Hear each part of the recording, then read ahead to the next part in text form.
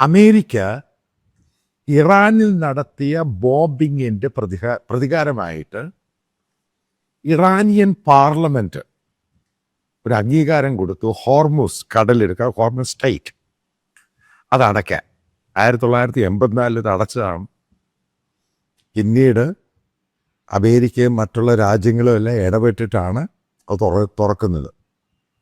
കാരണം അറേബ്യൻ രാജ്യങ്ങളെല്ലാം ഇടപെട്ടു. അന്നും ഇത് അടച്ചത് ഇറാൻ ഇറാഖ് വാറിനെ തുടർന്ന് ഇറാനാണ് ഇത് അടയ്ക്കുന്നത്, കാരണം ഇറാഖിനെ തകർക്കാൻ വേണ്ടി. അപ്പം ഞാൻ നിങ്ങളോട് ചോദിക്കുകയാണ്, ഈ ഹോർമുസ് കടലിടുക്ക് ഇറാൻ അടക്കിയ ഒരു കടലിടുക്ക്, അതിൻ്റെ ആ സംഭവം എന്ന് പറഞ്ഞാൽ ഒരു സൈഡ് ഒമാൻ, മറ്റേ സൈഡ് ഇറാനാണ്. നിങ്ങൾ അതിൻ്റെ മാപ്പ് നോക്കുകയാണെങ്കിൽ മനസ്സിലാക്കാൻ സാധിക്കും. അതുകൊണ്ടാണ് ഒമാൻ ബോർഡറാണ് എന്ന് ഞാൻ പറഞ്ഞത്. ഇത് അടച്ചു കഴിഞ്ഞാൽ, ഇപ്പം ഇത്രയും നാളും ഇറാന് വേണ്ടി ഭയങ്കരമായിട്ട് വാദിച്ച കേരളത്തിലെ സുഡാപ്പികളും, കാരണം ഈ ഗൾഫ് മണി കൊണ്ട് കഴിയുന്ന വലിയൊരു വിഭാഗമാണ് കേരളത്തിലെ ജനങ്ങൾ. ഈ പറയുന്ന അവരെല്ലാം ഇറാന് ഭയങ്കരമായിട്ട് ആഘോഷിക്കുന്ന ഈ പറയുന്ന പല പത്രങ്ങളും ഇതിൻ്റെ പ്രധാന ഇൻകം ജനറേറ്റ് ചെയ്യുന്നതും ജോലി ജനറേറ്റ് ചെയ്യുന്നതും ആളുകൾ ജോലി ചെയ്യുന്നതൊക്കെ ഈ പറയുന്ന അറേബ്യൻ നേഷനിലാണ്, ഇൻക്ലൂഡിങ് ഖത്തർ. അപ്പം അവിടെ നിന്നുള്ള ഈ സംഭവങ്ങളെല്ലാം കൂടെ ഇറാൻ കയറി ബ്ലോക്ക് ചെയ്താൽ, അതിനെപ്പറ്റി എനിക്ക് കേരളത്തിലെ ഇറാൻ ഹമാസ് ഫാനുകളോട് ചോദിക്കാനുണ്ട്, എന്താണ് അടുത്തൊരു വഴി നിങ്ങൾ പറഞ്ഞത്? കാരണം നിങ്ങളുടെ ആൾക്കാരാണ് ഇതൊക്കെ ബ്ലോക്ക് ചെയ്യുമെന്ന് പറഞ്ഞിരിക്കുന്നത്. എൻ്റെ ചോദ്യം വളരെ പ്രിസൈസാണ്. ഹോർമുസ് അടയ്ക്കാൻ അവർ തീരുമാനിച്ചു, ഹോർമുസ് അടയ്ക്കാൻ പോവുക. ഒരു കാര്യം പറയാം, ഇറാൻ ഹോർമുസ് അടച്ച് വളരെ കുറച്ച് നാൾ കഴിയുമ്പോൾ ഉറപ്പായിട്ടും അത് എനർജി സംഭവത്തെ ഗ്ലോബലായിട്ട് ബാധിക്കും. ഇന്ത്യ ഉൾപ്പെടെ എല്ലാ രാജ്യങ്ങളെയും ബാധിക്കും. ഈ പറയുന്ന അറേബ്യൻ രാജ്യങ്ങളുടെ പോലെ എക്കോണമിയെ കയറി പിടികൂടും. കാരണം ചെറിയ ഇഷ്യൂ അല്ല ഇത്. എക്കോണമിയെ തൊട്ട് കളിക്കുമ്പോഴാണ് ഗെയിം ചേഞ്ചർ എന്ന് പറയുന്ന സംഭവം ഉണ്ടാകുന്നത്. പിന്നീട് എന്താണ് ഉണ്ടാകുന്നത്? മറ്റേ സദാമിനെതിരെ എങ്ങനെയാണ് അറേബ്യൻ രാജ്യങ്ങൾ തിരിഞ്ഞത്, അതേപോലെ ഇവിടെ സംഭവിക്കും. അതായത് കൃത്യമായിട്ട് പറയാം, ഇറാൻ്റെ ബോർഡറിലായിട്ട് കിടക്കുന്നതാണ് ഇറാഖ്. അമേരിക്കയുടെ 5ഓളം ബേസുകളുണ്ട്. ഈ 10 കിലോമീറ്റർ, 20 കിലോമീറ്റർ, 200 കിലോമീറ്റർ, 400 കിലോമീറ്റർ 5ഓളം അമേരിക്കൻ ബേസ് ഉണ്ട് ഇറാഖിൽ. അവിടെ ഇപ്പം സ്റ്റേഷൻഡ് ആയിട്ടുള്ളത് ഏകദേശം 2000 പേര്. പക്ഷേ മിഡിൽ ഈസ്റ്റ് എല്ലാം കൂടെ 10-22 അമേരിക്കൻ ബേസിൽ ഏകദേശം 45,000 മുതൽ 50,000 അമേരിക്കൻ സൈനികരുണ്ട്. അതാദ്യം മനസ്സിലാക്കുക. ഇറാൻ ഹോർമുസ് അടയ്ക്കുവാണെങ്കിൽ നിങ്ങൾ വിചാരിച്ചോളൂ, ഞാൻ എഴുതി അങ്ങോട്ട് വെച്ച് തരാം, വിത്തിൻ 1 മന്തിനുള്ളിൽ, 1 മന്ത് പോലും എടുക്കത്തില്ല, ഇറാൻ 2 കാരണം അമേരിക്കയുടെ നേതൃത്വത്തിൽ കോയിലേഷൻ ഫോഴ്സ് ഉണ്ടാക്കിയിട്ട് ഈ അറേബ്യൻ രാജ്യങ്ങൾ ചേർന്ന് ഇറാൻ്റെ നോർത്തേൺ പാർട്ട്, ഈ ഹോർമുസ് തുടങ്ങുന്ന ആ ഭാഗങ്ങൾ പിടിച്ചെടുക്കും. ഉറപ്പായിട്ടും പിടിച്ചെടുക്കും. കാരണം ഇത് ഗ്ലോബലായിട്ടും ഈ പറയുന്ന അറേബ്യൻ ലോക എക്കോണമി മുഴുവനും ബാധിക്കുന്നേ.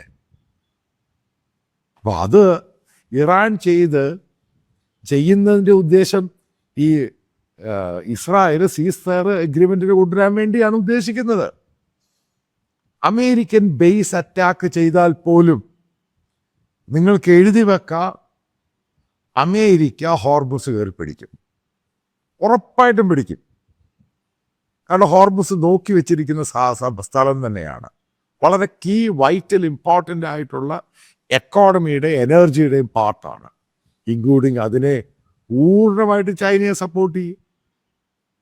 ഇതാണ് ആ ഗെയിം. എനിക്കറിയത്തില്ല എത്രമാത്രം ഇറാൻ ഈ പറയുന്നത്, കാരണം അവർ പറയുന്ന ഒന്ന് പ്രവർത്തിക്കുന്ന വേറൊന്ന്. കാരണം അവരുടെ ഡിപ്ലോമസി ലോകത്താർക്കും വിശ്വസിക്കാൻ പറ്റാത്തൊരു സാധനമാണ്. അവരെന്താണ് പറയുന്നത് നേരെ ഓപ്പോസിറ്റാണ് ഇവർ ചെയ്യുന്നത്.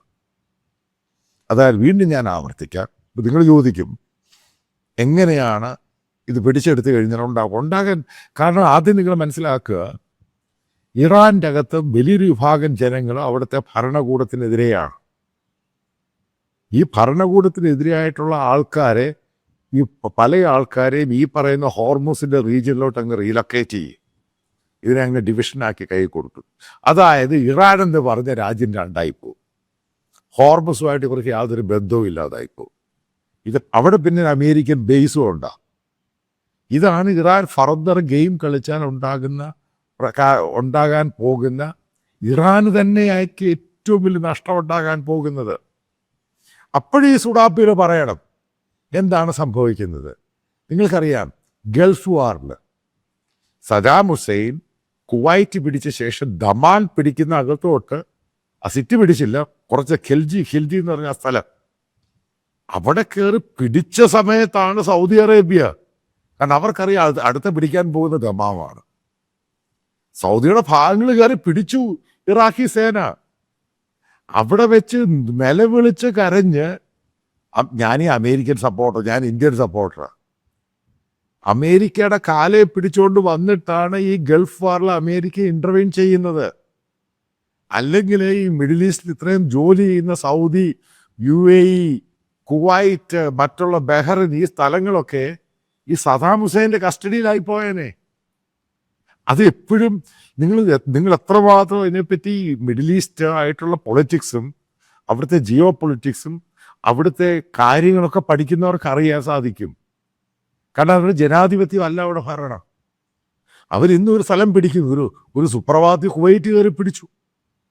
കുവൈറ്റ് കയറി പിടിച്ചു കഴിഞ്ഞപ്പോഴാണ് മറ്റുള്ള രാജ്യങ്ങൾക്ക് പേടിയായത്. അവൻ്റെ രാജ്യം കയറി പിടിക്കും. അതിൻ്റെ പേരിലാണ് അമേരിക്കൻ ഫോഴ്സിനെ അവിടെ കൊണ്ടുവന്നത്. അപ്പം നിങ്ങൾ വിചാരിക്കണം, ഈ അമേരിക്കൻ ഫോഴ്സിനോട് ഉത്തരവാദിത്വമുണ്ട്. കാരണം ഈ രാജ്യങ്ങളെല്ലാം അമേരിക്കൻ ഫോഴ്സിന് പണം കൊടുക്കുകയാണ്, ബേസ് കൊടുത്തു, സ്ഥലം കൊടുത്തു. കാരണം അമേരിക്കയുടെ ബിസിനസ് താല്പര്യമുണ്ട്, എനർജി, ക്രൂഡ് ഓയിൽ തന്നെ, ഗ്യാസ്. കാരണം അവനാണ് ഏറ്റവും കൂടുതൽ ട്രേഡ് ചെയ്യുന്നത് ലോകത്ത്.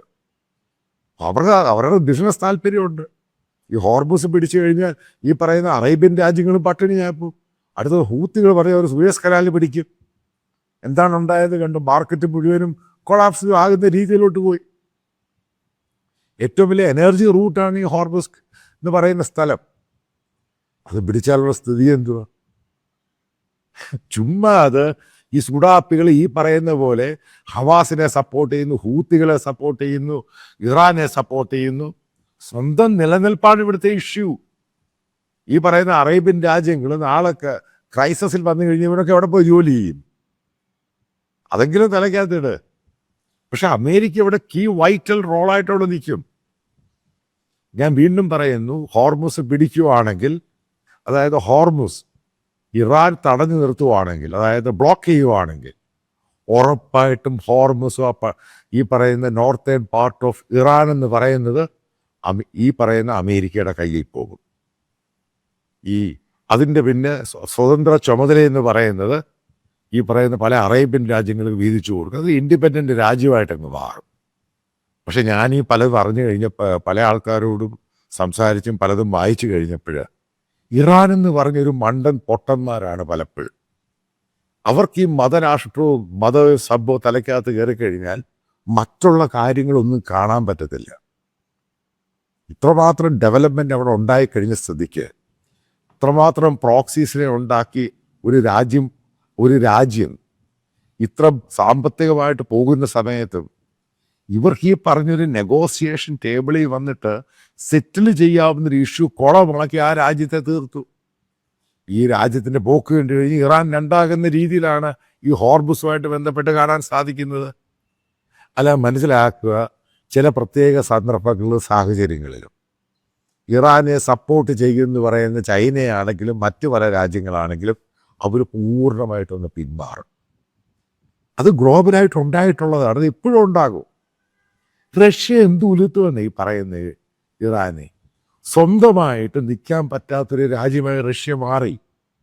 ഉക്രൈനുമായിട്ട് എല്ലാവരും കണ്ടുകൊണ്ടിരിക്കുക. റഷ്യ എന്ത് ചെയ്യും? റഷ്യക്ക് ഏത് രീതിയിൽ സഹായിക്കാൻ സാധിക്കും? ഇവിടെയാണ് ഇറാൻ കംപ്ലീറ്റ് ആയിട്ട് ഐസൊലേറ്റഡ് ആയി പോയി, ഒറ്റപ്പെട്ടു പോയി. അത് ഇറാൻ്റെ കയ്യിലിരിപ്പുകൊണ്ടാണ്. അവർ പല സംഭവം അണ്ടർ എസ്റ്റിമേറ്റ് ചെയ്തു. വെറുതെ വെറുതെ അടിച്ചുകൊണ്ടിരുന്നു. എല്ലാവരെയും വെച്ച് ഓരോന്ന് ഭയപ്പെടുത്തി ഭീഷണിപ്പെടുത്താൻ ശ്രമിച്ചു. അവസാനം എല്ലാവരും കൂടെ തോളെ കയറുന്ന സ്ഥിതിയിലായി. അമേരിക്ക പോയി അവിടെ ബോംബ് ചെയ്ത് കഴിഞ്ഞപ്പോൾ ഉണ്ടായത് എന്തുവാ? ലോകത്ത് ഏതെങ്കിലും രാജ്യം ഇറാനെ സപ്പോർട്ട് ചെയ്യുന്നുണ്ടോ? അതും മാറി. ഫ്രാൻസ് എന്തോ പറഞ്ഞ് ഇറാൻ പൂർണ്ണമായിട്ട് സൈൻ ചെയ്യാൻ. ഇറാനെ സപ്പോർട്ട് ചെയ്യുന്ന രാജ്യമായിരുന്നു ഫ്രാൻസ്. ജർമ്മനി എന്താ പറഞ്ഞത്? എല്ലാ യൂറോപ്യൻ രാജ്യങ്ങളും ഇറാനെ കൈവിട്ടു, ആരുമില്ല. ഈ ഒരു സന്ദർഭത്തിൽ ഹോർമുസും കൂടെ കയറി പ്രശ്നം ഉണ്ടാക്കുകയാണെങ്കിൽ അതോട് നിങ്ങൾ മനസ്സിലാക്കുക, ഇറാൻ എന്ന് പറഞ്ഞ രാജ്യം രണ്ടാകും, ഉറപ്പായിട്ടും രണ്ടാകും. അതാണ് ഇനി വരാൻ പോകുന്ന ദിവസങ്ങളിൽ കാണാൻ പോകുന്ന ഏറ്റവും വലിയ പുകില്.